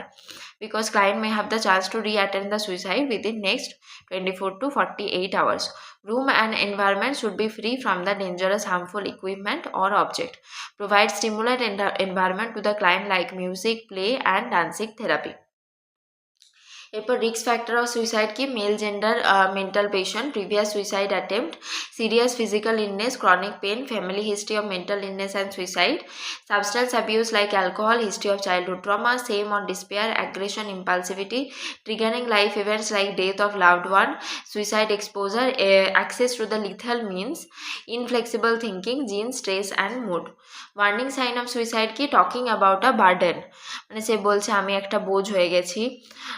Then being isolated, increasing anxiety, talking about feeling trapped in unbearable pain, increased substance use, looking for way to access lethal means, increased anger or rage, extreme mood swings, expressing hopelessness, sleeping too little or too much, talking or posting about wanting to die, making plans for suicide. এগুলো কিন্তু হচ্ছে warning Cynos of suicide.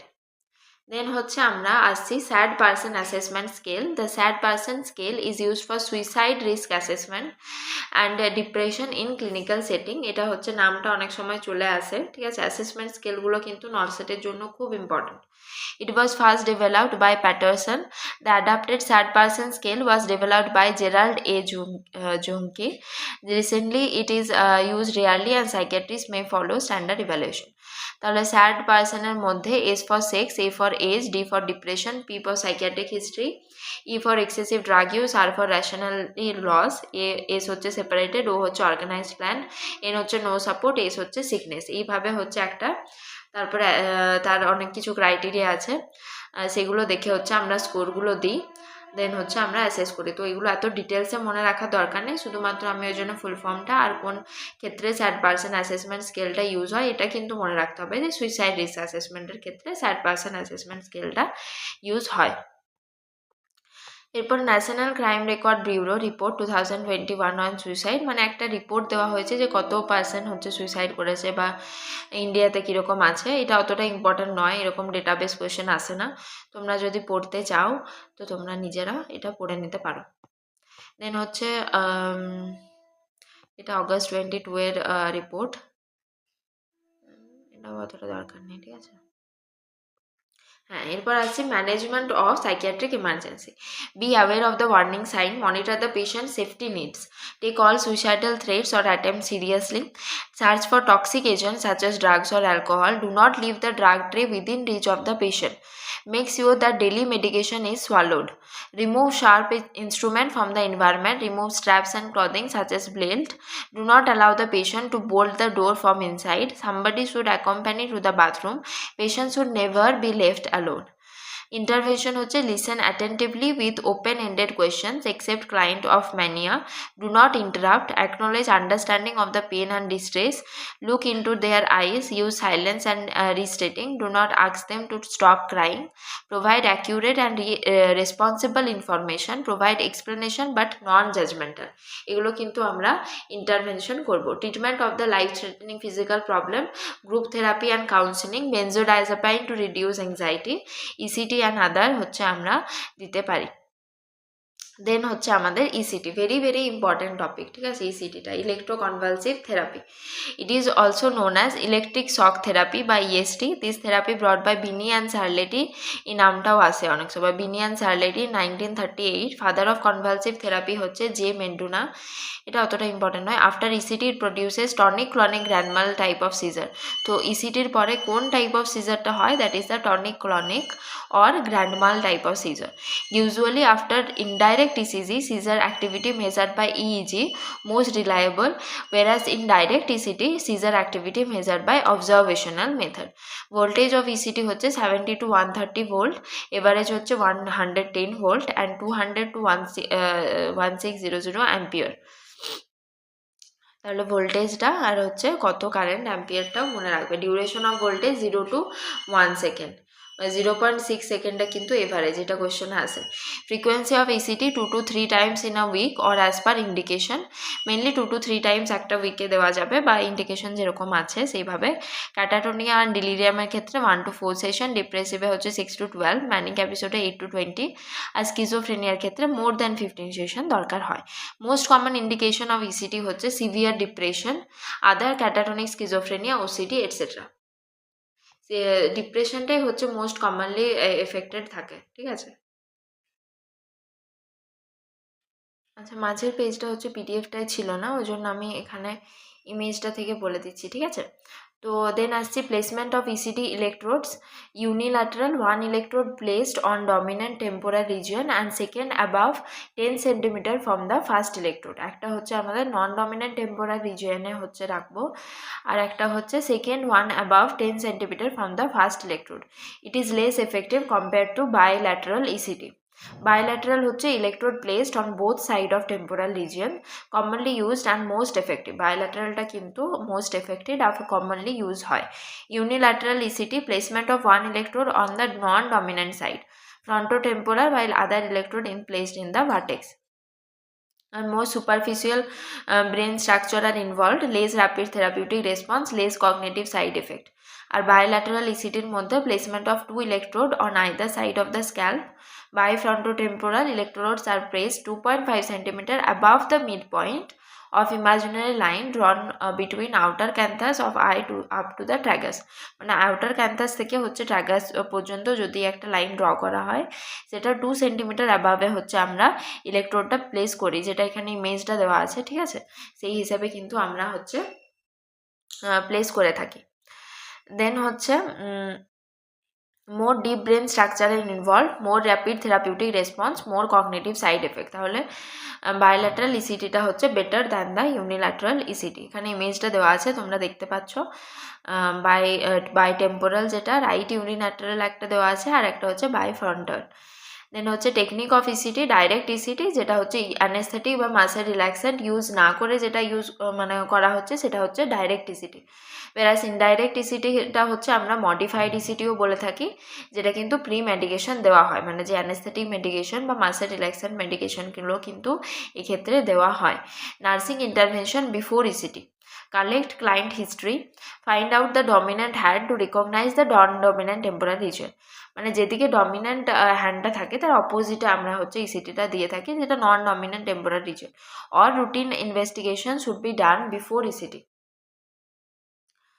দেন হচ্ছে withhold the sedative before 24 hours, maintain NP or NBM at least before 4 to 6 hours, assess vital signs and hair care, no need to save the hair. Then হচ্ছে lose the clothes and remove all type of jewelry and artificial prosthesis and hand over to relatives. Take informed consent. Administer the atrophic sulfate IM to minimize oral secretions. Place the client in supine position during therapy and side lateral after the procedure. তাহলে হচ্ছে আমরা হচ্ছে supine position দেব during the therapy, আর therapy হয়ে যাওয়ার পরে আমরা পেশেন্টকে সাইড ল্যাটারাল দেবো। আর অ্যাট্রোপিন সালফেটটা হচ্ছে আইএমএ আমাদেরকে ওই ওরাল সিক্রিশনগুলো কম করার জন্য দেওয়া হয়। এরপর হচ্ছে place the pillow beneath cervical and lumbar region to prevent injury while seizure are active. Nursing intervention during ECT, frequently assess the client vital sign, monitor the seizure characteristics, types and duration, a regular monitor for the respiratory depression, administer methohexital or thiopental and succinyl choline. ঠিক আছে, ম্যাথোহেক্সিটাল বা থায়োপেন্টাল দেওয়া হয় এবং হচ্ছে succinyl choline দেওয়া হয়। Use the water soluble jelly, কখন কখন কিটা দেওয়া হয় ওটাও আমরা আসছি বলবো। Use the water soluble jelly on the electrodes to increase conductivity on the electrodes. Nursing intervention after ECT, closely monitor the vital parameters, assess possible complication. ECT এর কিছু কিছু কমপ্লিকেশন হয়, যেমন কি ফ্র্যাকচার, ডিসওরিয়েন্টেশন, অ্যামনেশিয়া। ঠিক আছে, পেশেন্ট হচ্ছে কনফিউশনে চলে যায় বা তার অ্যামনেশিয়া হতে পারে, সে জিনিসপত্র ভুলে যেতে পারে, এগুলো কিন্তু কমপ্লিকেশন অফ ইসিটি। এরপর ভুলে গেলেও আস্তে আস্তে পরে সে কিন্তু মনে চলে আসে। ঠিক আছে, তো এমন নয় যে পুরোপুরি পার্মানেন্ট লস অফ মেমোরি হয়, কিছু টেম্পোরারি টাইমের জন্য মেমোরি লস হয়। আর ফ্র্যাকচারটাও হচ্ছে কমন কমপ্লিকেশন, মানে অনেক বেশি, মানে এটা একটু সিভিয়ার কমপ্লিকেশনই বলতে পারো ফ্র্যাকচারটা। ঠিক আছে, if client disoriented then orient to the client, offer liquid to the client after checking the gag reflex. Possible complication of ECT, retrograde amnesia, যেটা আমরা বলছিলাম most common, fracture, confusion, headache, disorientation and death পর্যন্ত হতে পারে। Contraindication of ECT, absolute contraindication হচ্ছে increased ICP, very very important, এটা কিন্তু খুব ইম্পর্টেন্ট, আমি এখানে দাগ দিতে পারছি না। যাই হোক, অ্যাবসলিউট কন্ট্রাইন্ডিকেশনটা হচ্ছে আইসিপিটা ইনক্রিজ হওয়া, এটা হচ্ছে আমাদের অ্যাবসলিউট কন্ট্রাইন্ডিকেশন অফ ইসিটি, এটা থেকে কোয়েশ্চেন আসে, ভেরি ইম্পর্টেন্ট। রিলেটিভ কন্ট্রাইন্ডিকেশন হচ্ছে high risk pregnancy, recent MI, যদি রিসেন্টলি মায়োকার্ডিয়াল ইনফেকশন থাকে সেটাও কিন্তু আমাদের রিলেটিভ কন্ট্রাইন্ডিকেশন, এটাও কোয়েশ্চেনে আসে। Retinal detachment, hypertension, severe pulmonary diseases and fracture. Medication used in ECT কী কী ইউজ করা যায়, যেটা হচ্ছে অ্যাট্রোপিন সালফেট, যেটা হচ্ছে anticholinergic, use to minimise secretion to prevent risk of aspiration, decrease vagal stimulation. Atropine সালফেটটা আমরা সিক্রিশন রিডিউস করার জন্য ইউজ করে থাকি। দেন হচ্ছে মেথোহেক্সিটাল অর থায়োপেন্টাল সোডিয়াম, যেটা হচ্ছে anesthetic agent, used for procedural sedation and to minimize fear and anxiety, এটা হচ্ছে অ্যানেস্থেটিক এজেন্ট, ইউজ করা হয় মেথোহেক্সিটাল বা থায়োপেন্টাল সোডিয়াম। দেন হচ্ছে সাকসিনাইল কোলিন, যেটা হচ্ছে একটা muscle relaxant, use to minimise amnesia, headache, confusion, disorientation, আর এটা অ্যাজ এ মাসেল রিল্যাক্সেন্ট আমরা ইউজ করে থাকি সাকসিনাইল কোলাইন। এরপর এটা পরপর আমরা কিভাবে মনে রাখতে পারি, ট্রিকটা হচ্ছে এএমএস, অ্যাসিস্ট্যান্ট মেডিকেল সুপারিনটেন্ডেন্ট, মানে এগুলো পরপর দেওয়া হয়, প্রথমে অ্যাট্রোপিন সালফেট দেওয়া হয়, দেন মেথোহেক্সিটাল or থায়োপেন্টাল সোডিয়াম, দেন হচ্ছে succinylcholine, administer medication in ascending order, এইভাবে হচ্ছে আমরা দিয়ে থাকি। দেন আমরা আসবো যেটা হচ্ছে aversion therapy. Punishment or noxious stimuli is presented immediately after exhibiting undesired behaviour.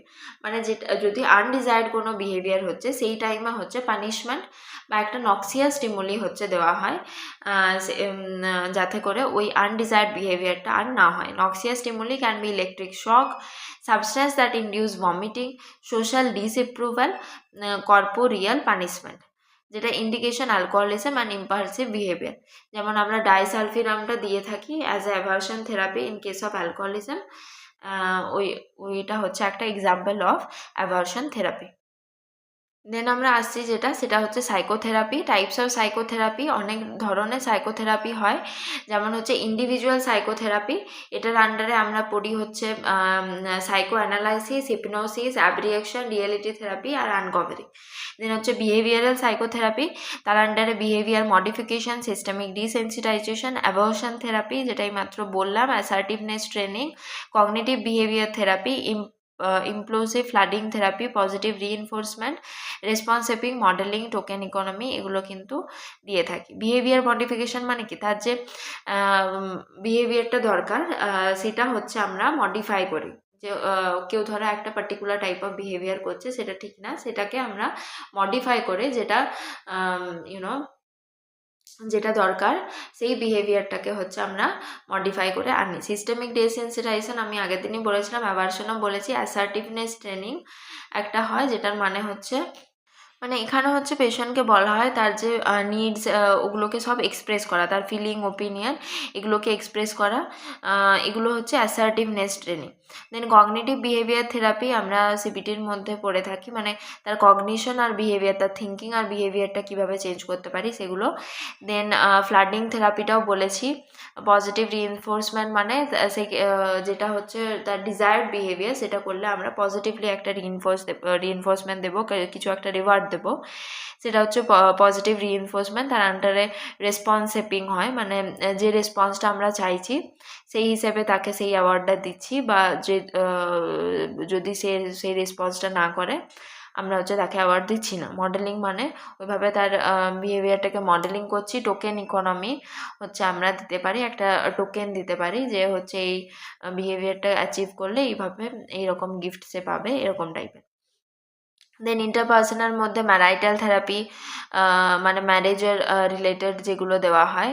Family therapy, transactional therapy. Group সাইকোথেরাপির মধ্যে হচ্ছে গ্রুপ সাইকোথেরাপি মানে পুরো একটা গ্রুপে হচ্ছে থেরাপিটা দেওয়া, গ্রুপ সাইকোথেরাপি। আদার সাইকোসোশ্যাল থেরাপি কিছু কিছু আছে। থেরাপিউটিক কমিউনিটি, মিলিউ থেরাপি মানে এনভায়রনমেন্টটা, মিলিউ মানে হচ্ছে এনভায়রনমেন্ট, তার এনভায়রনমেন্টটাকে বুঝে সেই হিসেবে একটা সাইকোথেরাপি দেওয়া, সেটাকে হচ্ছে মিলিউ থেরাপি বলে। Occupational therapy, play therapy, recreational therapy, music therapy, dance therapy, এগুলো কিন্তু আদারের মধ্যে থাকে। এরপর হচ্ছে ডাইসালফিরাম থেরাপি, যেটা আমরা বললাম, এটা ইউজ হয় in patient with alcohol misuse. It protrudes extremely unpleasant reaction in a person who ingest even small amount of alcohol while taking disulfiram. It is also known as deterrent therapy that inhibit the metabolism of alcohol by blocking the acetaldehyde dehydrogenase. Acetaldehyde is a toxic product which cause flash, tachycardia, diaphoresis, nausea and headache. Metronidazole and alcohol may cause disulfiram-like reaction. R metronidazole R alcohol কিন্তু ডাইসালফিরাম-like reaction দিতে পারে। For example, যদি যে পেশেন্টকে ডাইসালফিরাম দেওয়া হচ্ছে alcohol যাতে সে ছাড়তে পারে সেই জন্য, তো সেই ক্ষেত্রে যদি মেট্রোনিডাজোল তাকে দিয়ে দেওয়া হয়, সেক্ষেত্রেও কিন্তু তার অ্যাভার্শন মানে যে আমরা অ্যাডভার্স এফেক্টগুলো কিন্তু দেখতে পেতে পারি। কন্ট্রাইন্ডিকেশন অফ ডাইসালফিরাম থেরাপি হচ্ছে children, pregnant women, recent MI কিন্তু আমরা ডাইসালফিরাম থেরাপি হচ্ছে দেবো না। Liver cirrhosis and acute hepatitis, সাইকোসিস আর মেজর ডিপ্রেশন, এটা অলরেডি আমরা পড়েছি আগে। এরপর হচ্ছে মিলিউ থেরাপি, যেটা বলছিলাম, therapy involving the milieu or the environment, মানে হচ্ছে মিলিউ বা এনভায়রনমেন্টটা ইনভলভ করাটাকে বলছে milieu therapy. May be called as milieu therapy, therapeutic community or therapeutic environment. The goal of milieu therapy is two manipulate the surrounding environment to make it therapeutic, যাতে তার এনভায়রনমেন্টটা manipulate করা যায়, এটা therapeutic একটা benefit দেওয়ার জন্য সেটাকে আমরা মিলিউ থেরাপি বলে থাকি। In milieu therapy, the patient learns to adopt an acceptable behavior, decision making, and leadership skills. Should remember, systemic desensitization therapy and flooding therapy are indicated for phobic disorder. আগেও আমরা পড়েছি behavioral therapy কাদের ক্ষেত্রে দেওয়া হয়, for social phobia, eating disorder, OCD, PTSD, depression, schizophrenia.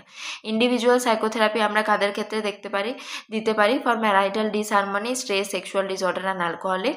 Aversion therapy তো আমরা alcoholism and impulsive behavior. Cognitive therapy for personality disorders, anxiety, eating disorder. Cognitive মানে হচ্ছে আমাদের থিঙ্কিং, তাদের থিঙ্কিংটা চেঞ্জ করার জন্য যে থেরাপিটা দিই সেটা হচ্ছে কগনিটিভ থেরাপি। তো পার্সোনালিটি ডিসঅর্ডারে anxiety, eating disorder, suicidal thoughts আর attempts and suicidal disorder sexual disorder ক্ষেত্রেও আমরা দিতে পারি। এরপর যেটা আসছে সেটা হচ্ছে আমাদের operant conditioning theory. Operant conditioning theory was proposed by S.K. Skinner. It is also called as instrumental conditioning. Is a learning process where behavior are modified through the association of stimuli with reinforcement or punishment. When it operates, behavior that affect one's environment are conditioned to occur or not occur depending on the environmental consequences of the behavior. Positive reinforcement মানে adding a desirable stimulus to increase the likelihood of a behavior to reoccur. যেটা বললাম, যখন যে behaviour desired বিহেভিয়ারটা আমরা চাইছি সেটা যখন সে করছে তাকে একটা পজিটিভ রিইনফোর্সমেন্ট দেওয়া হয়, একটা রিওয়ার্ড দেওয়া হয়। পজিটিভ পানিশমেন্ট মানে কি, when a desirable stimulus to decrease the likelihood of a behavior. যখন একটা বিহেভিয়ার আমরা ডিক্রিজ করতে চাই তখন একটা পানিশমেন্ট দিই যে এই বিহেভিয়ারটা করলে এই পানিশমেন্টটা দেবো, তো সেটা হচ্ছে পজিটিভ পানিশমেন্ট। Negative reinforcement মানে removing an undesirable stimulus to increase the likelihood of a behavior to reoccur. মানে হচ্ছে নেগেটিভ রিইনফোর্সমেন্ট মানে আমরা একটা জিনিস হচ্ছে রিমুভ করছি, আনডিজারেবল স্টিমুলাসটা হচ্ছে রিমুভ করছি যাতে করে ওই বিহেভিয়ারটা হতে পারে, সেটা হচ্ছে নেগেটিভ রিইনফোর্সমেন্ট। ঠিক আছে, মেবি কোনো একটা জিনিস আমরা সে যেটা চাই সেটা হচ্ছে আমি রিমুভ করে দিচ্ছি, ঠিক আছে, সেটা হচ্ছে আমাদের নেগেটিভ রিইনফোর্সমেন্ট। বা অনেক সময় হচ্ছে ফর এক্সাম্পল সে চাইছে একটা হয়তো একটা বাচ্চা চাইছে যে এই টয়টা নিয়ে খেলবে কিছুক্ষণ, তারপরে হচ্ছে সে পড়বে, ঠিক আছে, এরপরে ওই ইয়েটা আনডিজায়ারেবল যে স্টিমুলাসটা সেটাকে রিমুভ করে দিচ্ছি, ঠিক আছে। ফর এক্সাম্পল সে টয়টা নিয়ে খেলতে চাইছে, ওটাকে আমরা রিমুভ করে দিচ্ছি, বলছি না এটা এখন না, তোমার এখন এটা করা উচিত, তুমি এটা করো, ঠিক আছে। তো সেইটাকে আমরা নেগেটিভ রিইনফোর্সমেন্ট বলি। নেগেটিভ পানিশমেন্ট মানে removing an undesirable stimulus to decrease the likelihood behaviour to recall, অনেকটা নেগেটিভ রিইনফোর্সমেন্টের মতোই। এই যে negative reinforcement, something is removed, যখনই নেগেটিভ থাকবে কিছু একটা রিমুভ করে নিচ্ছি to increase the likelihood of a behaviour. Example, child cleans their room to avoid nagging parents, তার রুমটাকে হচ্ছে ক্লিন করছে, ঠিক আছে, যাতে করে প্যারেন্টসের ওই ন্যাগিংটা না শুনতে হয়, সে হচ্ছে ক্লিন করছে, সেটা negative reinforcement. Something is added to increase the likelihood of a behaviour, সেটা positive reinforcement. Child gets praise from the parent for good school grades. Negative punishment, something is removed to decrease the likelihood of a behavior. Child losing iPad privileges after refusing to eat vegetables, মানে সে হচ্ছে vegetable খেতে চাইছে না, ওই জন্য তাকে বলছে আইপ্যাডটা দেবো না, আমি তোমাকে হচ্ছে ট্যাবটা দেবো না, তুমি হচ্ছে ভেজিটেবল খেতে চাইছো না, সেটা হচ্ছে নেগেটিভ পানিশমেন্ট। এরপর হচ্ছে পজিটিভ পানিশমেন্ট হচ্ছে something is added to decrease the likelihood of a behaviour. Example, parents scolding a child for fighting with their sibling. এরপর প্যারেন্ট হচ্ছে মানে বকছে একটা বাচ্চাকে, তার দিদি বা ভাইয়ের সাথে হচ্ছে ঝগড়া করছে, সেই কারণে হচ্ছে বকছে, তো সেটা হচ্ছে পজিটিভ পানিশমেন্ট। বোঝা গেছে? এরপর হচ্ছে ক্লাসিক্যাল কন্ডিশনিং থিওরি, এটা আমরা আগে সাইকোলজিতে পড়েছি। Classical conditioning refer to the learning that ochre when a neutral stimulus, example a tone, becomes associated with a stimulus, example food, that naturally produces the behavior. Classical conditioning, also called Pavlovian conditioning, is respondent conditioning. Classical conditioning theory was proposed by Ivan Pavlov in 1890. Pavlov was experimenting with dogs ringing a bell whenever they were fed. মানে প্রথমে হচ্ছে uncondition stimulus, যেটা uncondition stimulus একটা রাখছে, maybe খাবারটাকে রাখছে, ঠিক আছে, এরপর একটা নিউট্রাল স্টিমুলাস যেটা হচ্ছে বেল। এবার প্রথমে খাবারটাকে রাখছে, তার হচ্ছে জিভ থেকে হচ্ছে স্যালাইভা সিক্রেট হচ্ছে, এরপর তারপর শুধু বেলটা যখন বাজাচ্ছে সেটাতে কিছু হচ্ছে না, কারণ কি ওটা নিউট্রাল স্টিমুলাস। এরপর দুটোকে কম্বাইন করছে, ঠিক আছে, বেলটা মানে বেল দিলেই হচ্ছে বেলটা বেলটা ফার্স্টে বাজাচ্ছে, দেন হচ্ছে খাবারটাকে রাখছে, ঠিক আছে। এরকম অনেক দিন ধরে করতে থাকছে, বেল বাজাচ্ছে তারপরে হচ্ছে খাবারটাকে রাখছে। তো কুকুরটা ভাবছে কি বেলটা বাজালে হচ্ছে আমি খাবার পাবো। তো এটা তার কন্ডিশনিং হচ্ছে। ডিউরিং কন্ডিশনিং এ দেখো আনকন্ডিশন রেসপন্স, তখন কিন্তু তার হচ্ছে না, আস্তে আস্তে যখন কন্ডিশন করে দেওয়া হচ্ছে তখন এরপর শুধু বেলটা বাজালে কুকুরের হচ্ছে স্যালাইভাটা সিক্রিট হচ্ছে, সেটা হচ্ছে আফটার কন্ডিশনিং। তো এটাকে আমরা কন্ডিশন রেসপন্স বলে থাকি, ঠিক আছে। এটা হচ্ছে আমাদের ক্লাসিক্যাল কন্ডিশনিং থিওরি। এরপর আসছি কিছু কিছু assessment scale in psychiatric disorder. ফার্স্টে হচ্ছে GF scale, the global assessment for functioning scale to assess overall functioning of the mental health. যে মিনি মেন্টাল স্ট্যাটাস এক্সামিনেশন আমরা এটা পড়েছি, we use in case of যেগুলো আমাদের অর্গ্যানিক ডিসঅর্ডারের ক্ষেত্রে use করি। সিসিএ স্কেলটাও হচ্ছে আমাদের কগনিটিভ ক্যাপাসিটি স্ক্রিনিং এক্সামিনেশন, এটাও হচ্ছে আমরা ইয়ের জন্য ইউজ করে থাকি, কি বলে, অর্গানিক ডিসঅর্ডারগুলোর ক্ষেত্রে আমরা ইউজ করে থাকি। এই যে গ্লোবাল ডিটোরেশন স্কেল হচ্ছে ডিমেনশিয়ার জন্য, functional dementia scale dementia, Beck depression inventory হচ্ছে আমরা ডিপ্রেশনের জন্য ইউজ করে থাকি। ইটিং অ্যাটিটিউড স্কেল ইটিং ডিসঅর্ডারের জন্য ইউজ করি। এগুলো এমএমপিআই স্কেল, এগুলো অতটা মিনেসোটা মান্থলি পার পার্সেন্টে ইনভেন্টরি, এটা পার্সেন্টেজ রেট, এগুলো অতটা আসে না। এইজ আর এসডিটা আসে, যেটা ডিপ্রেশনের জন্য Hamilton rating scale for depression, এটা কিন্তু আমরা ইউজ করে থাকি। এটা নর্সেটেও কোয়েশ্চেন এসেছিল, ঠিক আছে। এমএডিআরএস স্কেল, এটা হচ্ছে ডিপ্রেশনের জন্য। কুইড স্কেলটা হচ্ছে ডিপ্রেশন, স্যাড পার্সেন্ট আমরা পড়লাম সুইসাইড রিস্ক অ্যাসেসমেন্টটা করার জন্য। আর এটাও আমরা পড়লাম যেটা উইথড্রল অ্যাসেসমেন্টটা, CIWAR স্কেলটা আমরা উইথড্রল অ্যাসেসমেন্টের জন্য ইউজ করে থাকি। তারপর হচ্ছে কেজটা হচ্ছে কেজ কোয়েশ্চেনারিটাও অ্যালকোহলিজমের জন্য। ডাস্ট স্কেল, অডিট স্কেল, এগুলো সব কিন্তু মাস্ট স্কেল, এগুলোও অ্যালকোহলিজমের জন্য। তাহলে পুরো এই CIWA থেকে এই মাস্ট স্কেল পর্যন্ত হচ্ছে আমরা অ্যালকোহলিজমের পেশেন্টদের ক্ষেত্রে ইউজ করে থাকি। দেন এগুলো অতটা আসে না, এগুলো বিএফআই স্কেল, এগুলো অতটা আসে না। যেটা হচ্ছে বিআইএসএ স্কেলটা হচ্ছে বাইপোলার ইনভেন্টরি সিমটম স্কেল। বিপিআরএসটাও হচ্ছে ব্রিফ সাইকিয়াট্রি রেটিং স্কেল, স্কিজোফ্রেনিয়ার ক্ষেত্রে আমরা ইউজ করে থাকি। আর হচ্ছে প্যান স্কেল, এই দুটো স্কেল হচ্ছে আমরা স্কিজোফ্রেনিয়ার ক্ষেত্রে ইউজ করে থাকি। আর এটা বিসিএসটা অতটা আসে না। বাইপোলার ইনভেন্টরি অফ সিমটম স্কেলটা হচ্ছে আমরা বাইপোলার ডিসঅর্ডারের ক্ষেত্রে ইউজ করে থাকি। আর কিছু কিছু আছে, বেক ডিপ্রেশন ইনভেন্টরিও আমরা একটা ইউজ করে থাকি ইন কেস অফ ডিপ্রেশন, যেটা হচ্ছে বেক ডিপ্রেশন ইনভেন্টরি, এই স্কেলটাও আমরা ডিপ্রেশনের জন্য ইউজ করে থাকি, ঠিক আছে। আর কিছু কিছু আছে ওসিডির জন্য আমরা কিছু কিছু স্কেল হচ্ছে ইউজ করে থাকি, আমি এখানে লিখে দিচ্ছি।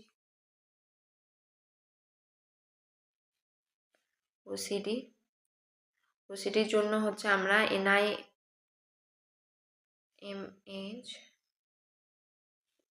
GOCS এই স্কেলটা ইউজ করে থাকি, যেটার ফুল ফর্মটা হচ্ছে national institute of mental health global obsessive compulsive scale, ঠিক আছে, মনে থাকবে, national institute of mental health global obsessive compulsive scale. তারপরে হচ্ছে YB OCSটাও ইউজ করে থাকি, যেটা হচ্ছে আমাদের ইয়াং ব্রাউন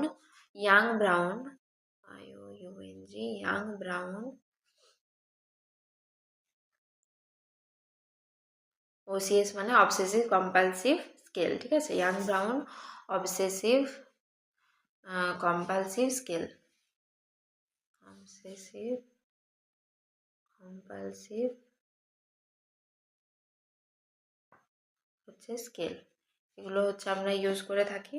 আর কিছু কিছু আমরা বাকি হচ্ছে তোমার ডিলিরিয়ামের ক্ষেত্রে আমরা ক্যাম স্কেল, ডিলিরিয়ামের ক্ষেত্রে আমরা কি কি ইউজ করে থাকি, একটা হচ্ছে ক্যাম স্কেল, CAM মানে হচ্ছে কনফিউশন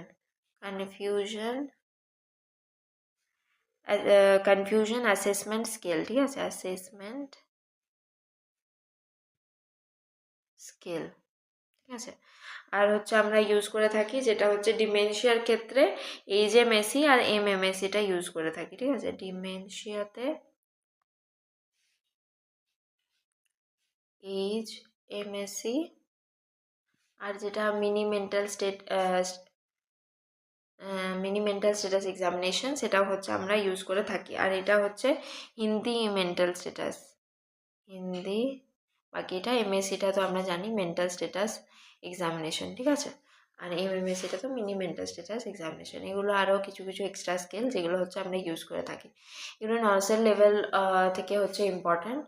আর একটা জিনিস হচ্ছে ওই যেটা বেগ ডিপ্রেশন ইনভেন্টিভ বললাম, এটা কিন্তু আমরা কমিউনিটি সেটিংয়ে ইউজ করে থাকি, ঠিক আছে। কমিউনিটি সেটিং বা হচ্ছে পিএসসির ক্ষেত্রে এগুলো আমরা ইউজ করি।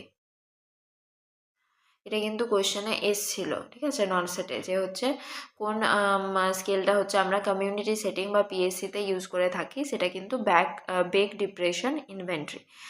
বাকি যেগুলো হ্যামডি, মন্টগোমারি বা প্যান্স, এগুলো হচ্ছে আমরা ইন হসপিটাল সেটিংয়ে ইউজ করে থাকি। কমিউনিটিতে বেগ ডিপ্রেশন ইনভেন্টরিটা আমরা ইউজ করে থাকি, ঠিক আছে।